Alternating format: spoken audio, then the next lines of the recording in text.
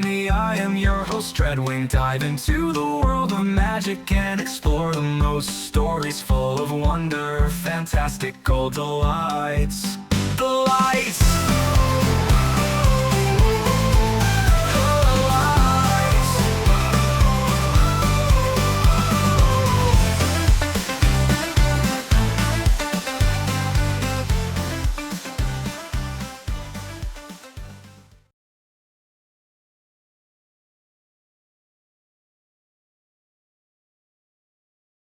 Chapter 48. Rita held today's profit in her hand and couldn't help but smile. She was beginning to appreciate how the goblins operated. This certainly felt like a revenge worthy of that race. Although the prophet had literally begged her to return, Rita had politely refused, and then wrung what would have been 6 months' worth of her old salary out them for the stories she had in today's paper. With no editor breathing down her neck and no deadline to meet, her byline of Rita Skeeter, independent investigative reporter, sure tasted like sweet revenge to her. All the gold in her bank account certainly helped to sweeten that feeling too.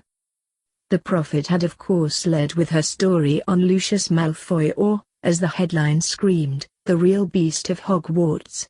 Malfoy was clearly the out-and-out villain of the piece, with the poor, innocent Patil witch simply unable to resist the dark and powerful compulsion charms on the Horcrux. The article posed a simple question: what 12-year-old could possibly resist the subtle manipulations of a Dark Lord?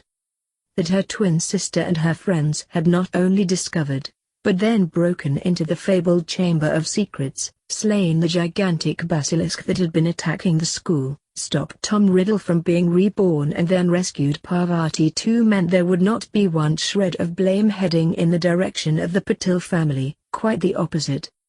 That Voldemort had come within a whisker of being reborn was the really shocking part of the entire sorry tale, and ensured Malfoy would be joining his fellow Death Eaters in Azkaban. The Ministry also came out of this looking good. They already had Malfoy in a Ministry cell by the time the story broke, and had also ransacked his manor to ensure there were no more Horcruxes lying in wait. Veterans had been in front of the students they were protecting, and one had fought alongside the students down in the chamber, left the population with the impression that their ministry actually knew what they were doing, a most unusual occurrence. Hogwarts also had effective measures in place to deal with the emergency. The castle's evacuation was swift and efficient. Again, a Hogwarts professor had fought alongside the students, almost losing her life in the process. All in all, Rita was pleased with her articles and really pleased with the direction her life was taking. Being sacked by the prophet and then getting hired by the goblins was proving to be the best thing that had ever happened to her. Minerva was also amazed at the accuracy of the reporting, especially the article on the emergency meeting of the Hogwarts School Board. With Albus' non-arrival, the current information Amelia Bones had available pointed to him leaving Britain altogether. He was quickly dismissed as headmaster in his absence. Minerva had then refused the offered headmistress position, citing that she was in the process of introducing an entirely new method of transfiguration and would like to concentrate her efforts on that for the foreseeable future. Augusta had invited Amelia and Barchoke to attend the meeting. It was the goblin though who asked the all-important question. "Excuse me, exactly what did Headmaster Dumbledore do inside Hogwarts?" "All my dealings are with Professor McGonagall, which is why I asked that question. I know he didn't teach and that his deputy handled all the finances. What was his contribution to running the school?" All eyes then shifted to Minerva, recognizing that she would be best able to handle this question. She was rather uncomfortable with where the question could lead, but still answered truthfully. "Albus left the day-to-day running of the school to me. He was more interested in setting Hogwarts policy, dealing with the paperwork involved, and of course hiring new staff." This was greeted with silence before Amelia offered a suggestion. Why not let Minerva continue with what she had been doing and just appoint someone to generally oversee Hogwarts? There exists some old legislation where the ministry can appoint someone into that very position. They would be known as the High Inquisitor of Hogwarts. They would also have the power to remove staff they felt weren't up to Hogwarts standard. A certain defense professor immediately springs to mind. Her idea wasn't exactly greeted enthusiastically, so Amelia set out to solve their obvious problem with this. I wasn't suggesting the ministry actually appoint someone, rather use the existing legislation to ratify whoever the school board chose to fill the role. That was certainly a lot more palatable to the board, and Augusta Longbottom was selected for the part-time position within the hour. Barchoke then explained the reason behind why he was here. Between us, Augusta and I represent 3 of the students who fought the basilisk. We also have Ram Rao Patel's permission to make this offer. They proposed to split the profits from the basilisk carcass into 3 pots. The first would pay for the upgrade of the Hogwarts wards that won't even allow a marked Death Eater to enter the castle, far less something as dark as a Horcrux. The remaining gold would then be split evenly between the final 2 pots, one to be shared amongst the rescuers and the other reserved for those who were injured by this situation. Since they were basically getting the best wards gold could buy for free, the school board unanimously accepted this generous offer at once. Barchoke did explain that Gringotts would be erecting these wards at cost. The Goblin Nation had no intention of making profit from protecting schoolchildren. What he didn't say was that this would be a massive advert and profitable endorsement for their new wards, and that they expected to make a fair bit of gold from protecting homes of the wealthy. To a wizard with enough gold, wards that wouldn't allow Death Eaters even access to your property were certainly worth paying for. It proved to be a very productive meeting, with everyone feeling as if they had gained something positive by the end of the night. Minerva was delighted that she would now be allowed to continue teaching the different form of transfiguration, and also have someone inside Hogwarts that might listen to her when she complained. With Augusta Longbottom in charge of hiring and firing, she didn't see Lockhart lasting much past Christmas. The only reason he might last that long was they would need to find a replacement first. Edmund Parkinson focused more on the short interview Crow had given Rita. He'd heard from Pansy that Crow could easily lord it over Hogwarts but made no attempt to do so, and apparently had no interest in doing so either.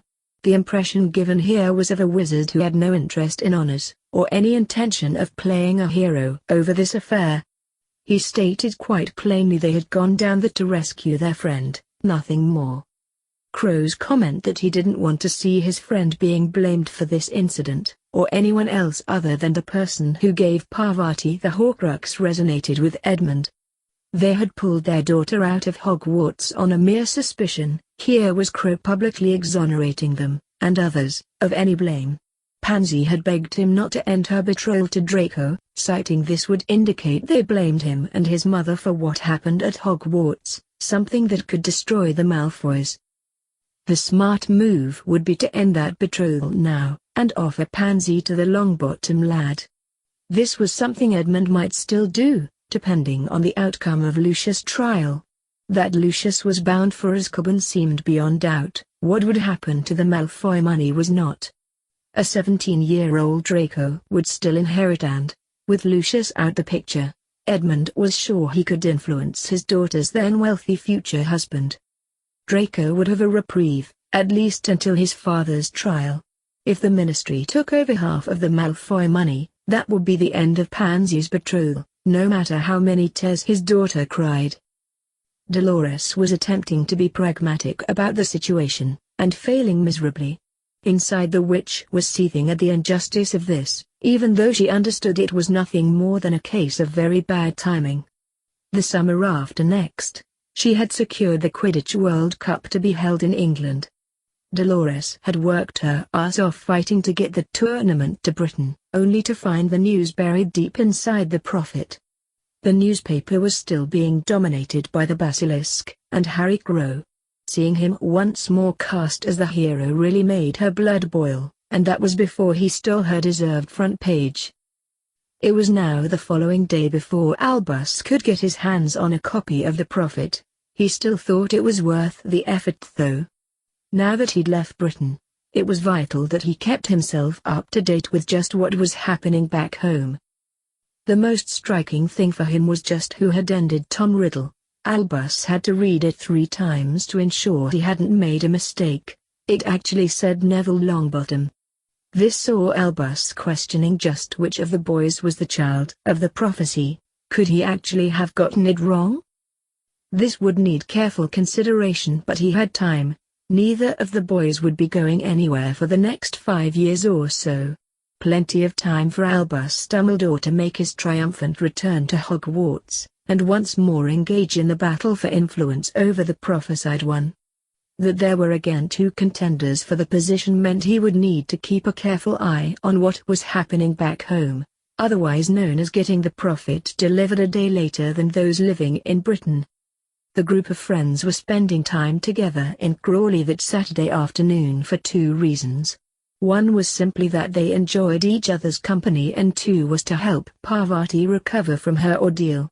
Being in the company of Luna, Susan, and Hannah, all of whom were petrified yet bore her no ill will, would certainly help Parvati with facing having to climb back on board the Hogwarts Express on Wednesday. Knowing her friends would be there for her too would also help, with even Lavender being invited to spend the day with the group. Hermione was holding Harry's hand as they led their friends around the town centre. Her mind though kept wandering back to last night, and the events at Longbottom Manor. Oh, last night, oh. Barchoke didn't need much of an excuse to show the memory of his son and daughter's bonding, and the family had already heard Harry had to fight in the pit. Luna was clutching Harry and Hermione as the fight unfolded, sensing something bad was about to happen. Both Patil twins screamed as the goblin blade bit into Hermione, only for her armor to deflect it away.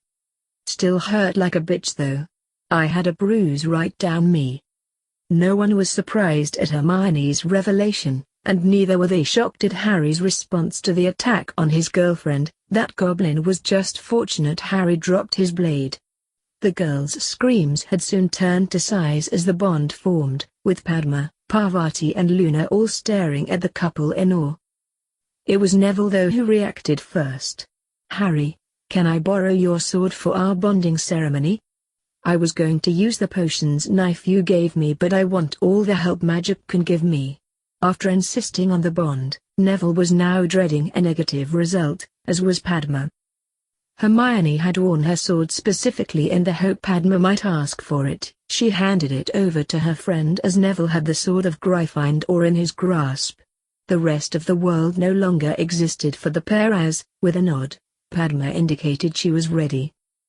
They cut their hands in unison, Neville going deeper than he intended due to the exceedingly sharp blade.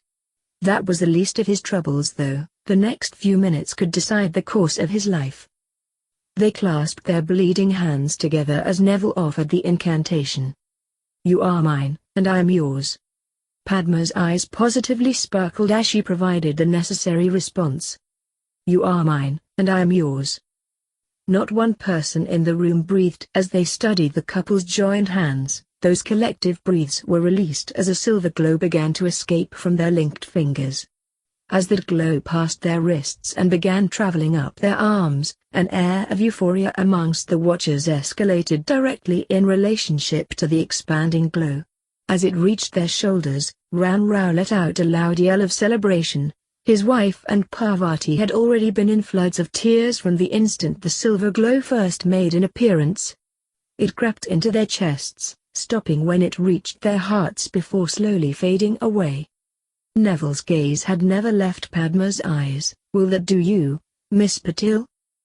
"Mr. Longbottom, I was yours the instant our hands healed." She proceeded to prove it by grabbing him for their second kiss, and this time Neville just might have ended up sockless. With the exception of Augusta, all the females present then mobbed the couple. The Longbottom matriarch had a wide smile on her face though as she approached Ram Rao. "I believe we have some business to discuss. It will give me great pleasure to invite your daughter to join our family. As Padma's father, I can honestly say I couldn't think of a wizard better suited to one day marry my daughter than your grandson. I will be delighted to sign the documents that will formalize what we witnessed here today." Dan found himself standing next to Barchoke, a hint of sadness creeping into what was a happy occasion. This is what it should have been like for our children, and I ruined that.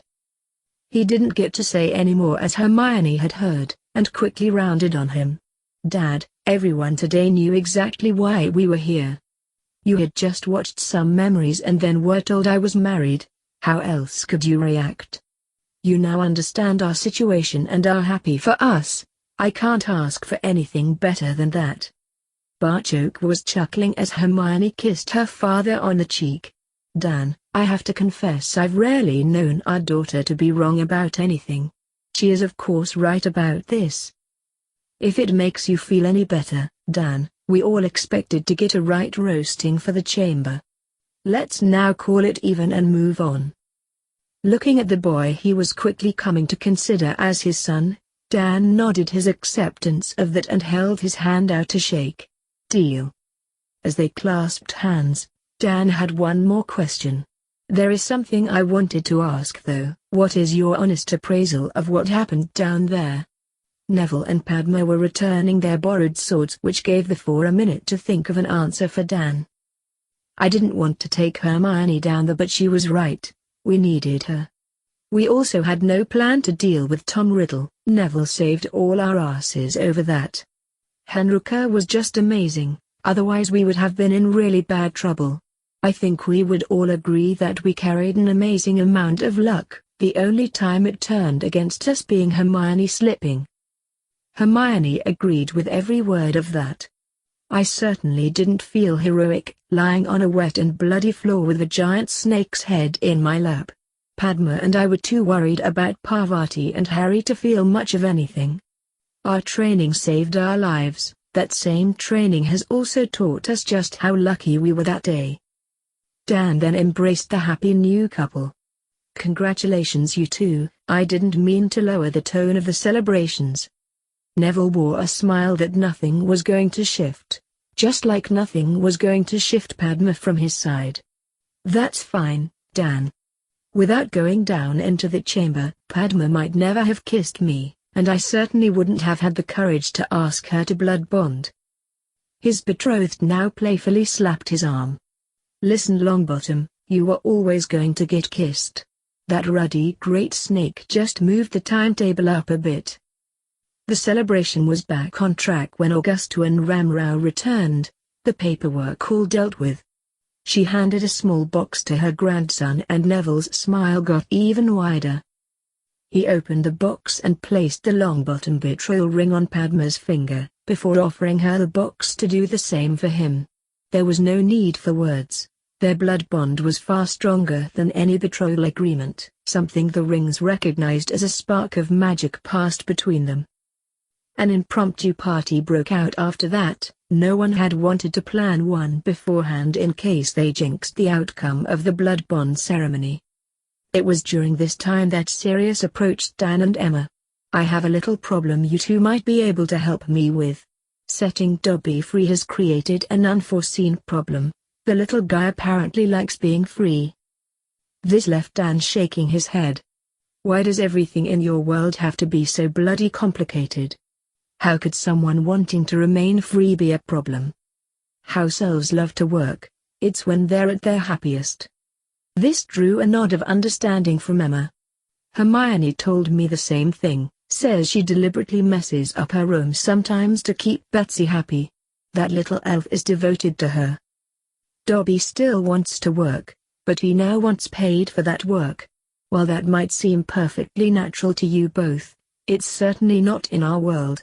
All his fellow house elves think Dobby is crazy, a disgrace for wanting payment for doing what he's supposed to do. To put him into a magical household would cause chaos amongst the other elves. I probably could get him into Hogwarts, but the little guy was really hoping for a family. And you just naturally thought of a family that seems to be growing all the time. Emma was smiling in Luna's direction as she said this. Dan though was more businesslike. I don't know if we could afford a servant, and where would he live? Our house seems to be full now more often than not. He wants a galleon a month and will live in a corner of your loft. Sirius enjoyed watching his two friends' rather predictable reactions to his last statement. Indeed, he will not live in a corner of our loft. A galleon a month. That's not even pocket money. He would build himself a little cozy nest, and be very happy with that. The money thing is more about symbolism than economics. Dobby gets paid, therefore he's free. The amount he's paid is inconsequential. When I told him I was going to inquire if the family of Harry Potter wanted a house elf, he immediately dropped the price to a canute a month. Both took some convincing they wouldn't, being exploiting the little creature, and wanted time to speak with Harry and Hermione first, before making a decision. Harry found himself dancing with Hermione, Parvati, and Luna. Neville and Padma weren't for being separated tonight. This gave Hermione time to talk with her parents and advise them to give Dobby a job and a home.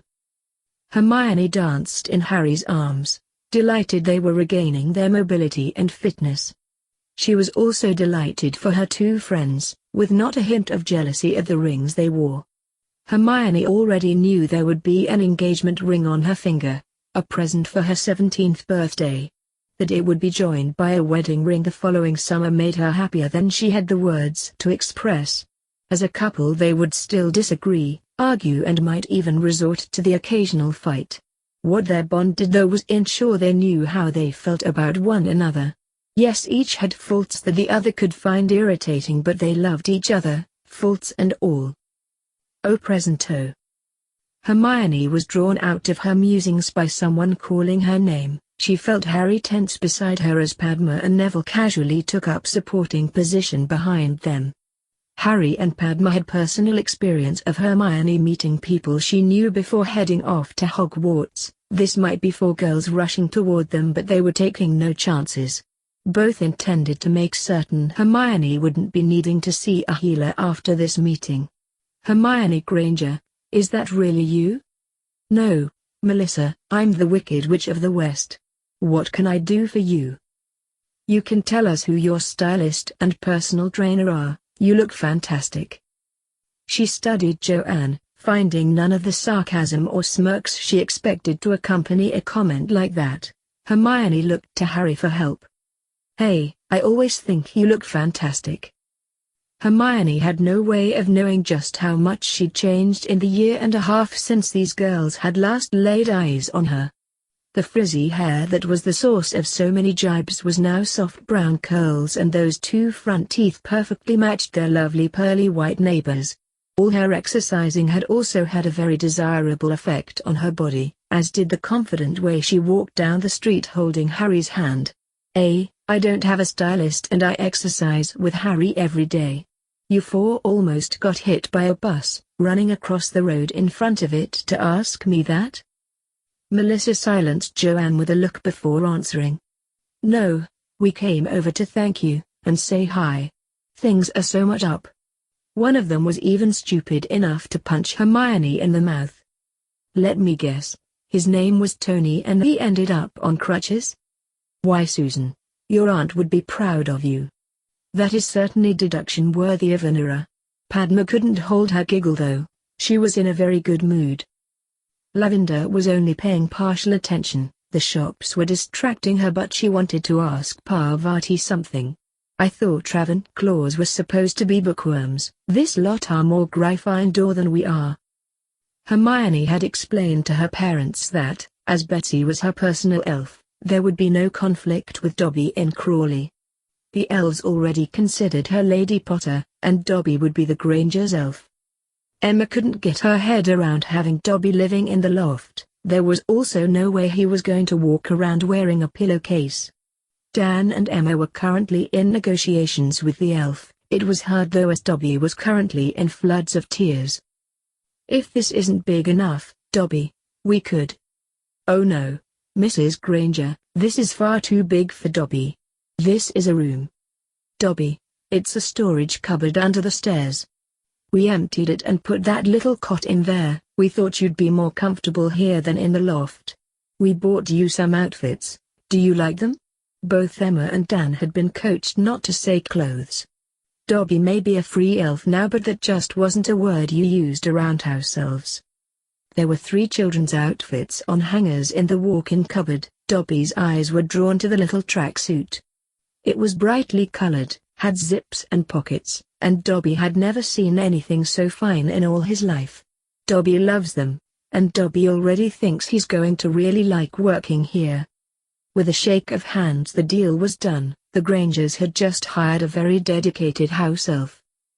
They had spent Tuesday night staying in Grimwald to make accessing King's Cross easier. Breakfast was already a lively affair before the pair of Gringotts owls arrived. Both Henrico and Luna were stunned into silence at what they contained. "Harry, I have a Gringotts bank draft here for 90,000 galleons. Would you care to explain why?" "It's your first installment from the basilisk carcass, Henrico. It will be a few months yet before the final figure is known. As a victim of the creature, Luna should have about half of that. That's simply because there were more victims than rescuers." This received a nod of agreement from Luna. "Mine is for 45,000, that's an awful lot of gold, Harry. Everyone who was a victim gets the same. Luna, you, Hannah, Susan and Parvati will all get that today. Padma and Neville will receive the same as Henrika." It was a puzzled Sirius who asked the obvious question. "Where are the owls with your bank drafts?" Hermione was almost blushing as she answered.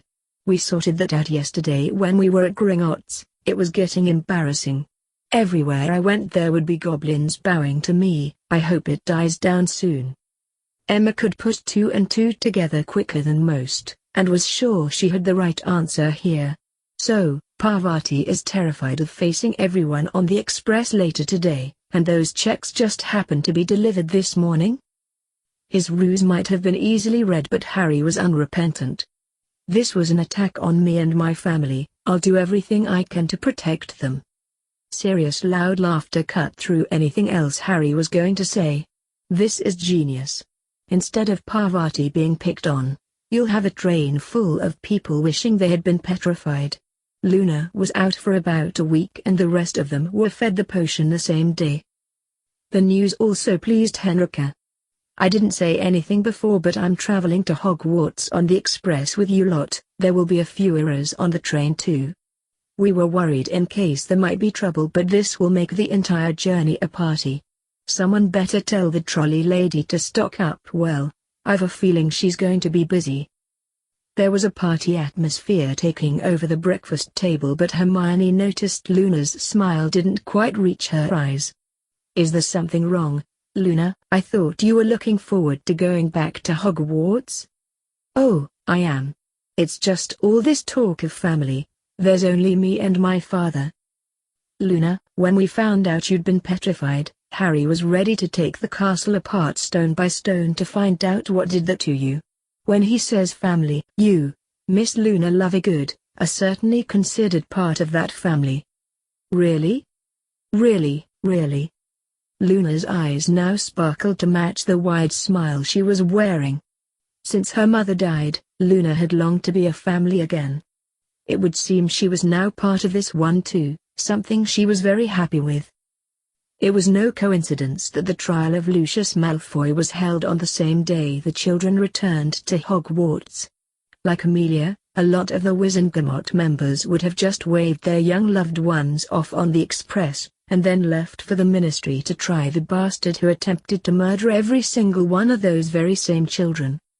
Malfoy was guilty, of that there was no doubt. In the past though, that wouldn't necessarily mean Lucius would be punished. A new wing at St. Mungo's wouldn't get him out of this one though, not that he had access to funds to even attempt a deal like that.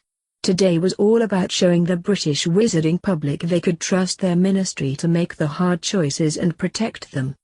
Since a lot of the parents were in London anyway to see their children off, the public galleries were packed to capacity. They were currently watching a Lucius Malfoy who had certainly lost his sneer of superiority.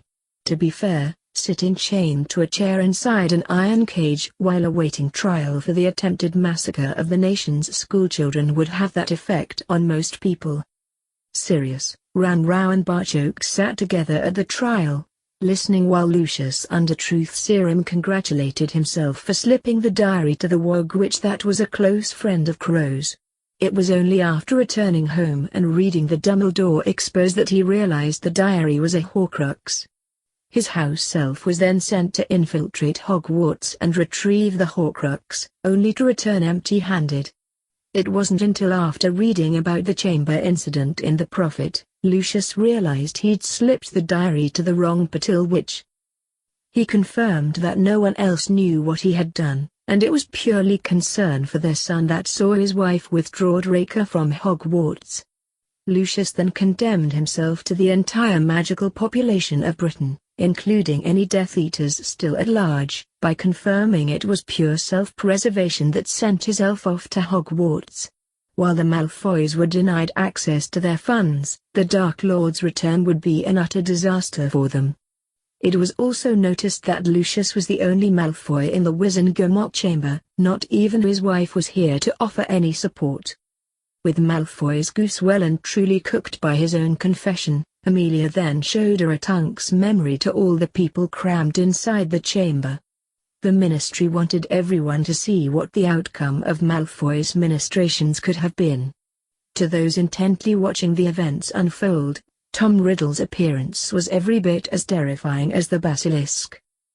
The vote on his guilt was a mere formality, a unanimous answer quickly being returned from the Wizengamot members. It was then left to Amos to pass sentence. Lucius Malfoy, you have been found guilty of unleashing a terrible horror into Hogwarts, with callous disregard for the welfare of the children being taught there, your own son included. It is nothing short of miraculous that there were no fatalities, otherwise I wouldn't have hesitated in using the death penalty for this case. This drew gasps from around the Wizengamot chamber as people realized this was not Albus Dumbledore they were now dealing with. Amos Diggory appeared not to be the forgiving sort, even the Lestrangers had escaped the death penalty. The attack on the Hufflepuff students though had badly shaken the Chief Warlock. His own son had been mere yards from the point of the basilisk attack. You will spend the rest of your life in the high-security wing of Azkaban. It was also my intention to fine the Malfoy family rather heavily, and use that gold installing wards at Hogwarts to ensure nothing like this could ever be repeated. Thanks to our friends from the Goblin Nation, and those 4 brave and generous students who destroyed the basilisk, our children today return to a much safer Hogwarts. I still intend to impose a financial penalty though. 20% of the Malfoy fortune will be awarded to the Ministry. This will be allocated to the DMLE, its purpose to help equip and train more braverers like the ones who protected our children at Hogwarts. This proved a very popular decision. The profile of the DMLE had never been higher. Edmund watched with everyone else as a sobbing and broken Lucius Malfoy sank into the floor. Personally, he thought the death penalty might have been kinder than spending the rest of your life in Azkaban. The 20% fine meant he would leave his daughter's betrothal to Draco intact for the moment. The news flashing around platform 9 3/4 that a Longbottom lad had just gotten betrothed also affected this decision. He would call in on Narcissa before going home, give her the expected news about Lucius and then see what future concessions he could wring out of the Malfoys. If Edmund even suspected Draco was as stupid as his father, his betrothal to Pansy would be over before the blonde bunce could spit. Lucius may have wormed his way into high society, but the Malfoy name could become poison for many years to come. Edmund would have to give serious consideration to whether he wanted his grandchildren lumbered with such a disadvantage. Thankfully he had a few years yet before finalizing any arrangements. Narcissa would know all this, and also that should Draco's much to Pansy be dissolved, she would certainly struggle to find another suitable betrothal for her son. Edmund should be able to squeeze more Parkinson control over the Malfoy fortune. Narcissa wasn't really in any position to refuse. I'm glad you enjoyed that video/gameplay. Just remember to hit that like button, subscribe to the channel, and leave a comment down below. Until next time, goodbye!